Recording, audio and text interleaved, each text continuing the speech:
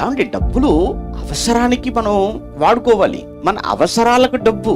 అంతేకాని అవసరాలకు మించి డబ్బు సంపాదనే లక్ష్యంగా పెట్టుకొని, ధనమే ధ్యేయంగా పెట్టుకొని బ్రతకటం అన్నది అది మంచిది కాదయ్యా నీకు. యేసుప్రభువు ఒక మాట చెప్తాడు, ఆయన పరిచర్య స్వార్థ సమయంలో.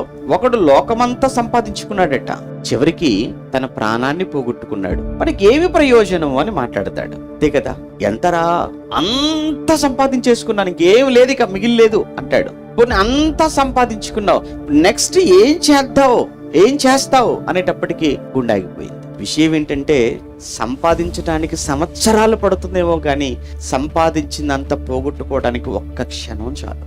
ఈ మాత్రం దానికి ఏమంటే భార్యకు, భర్తకు, పిల్లలకు, సంఘానికి, దేవునికి, సహవాసానికి, వీటన్నింటికీ దూరం అయిపోయి ధనమే ధ్యేయంగా పెట్టుకుని, ధనమే లక్ష్యంగా పెట్టుకొని, ఎందుకయ్యా నీకు ఇచ్చినటువంటి ఆరోగ్యాన్ని పాడు చేసుకుంటున్నావు, నీకు ఇచ్చిన సమయాన్ని ఎందుకు దుర్వినియోగం చేసుకుంటున్నావు అంటున్నాడు దేవుడు. ఆయన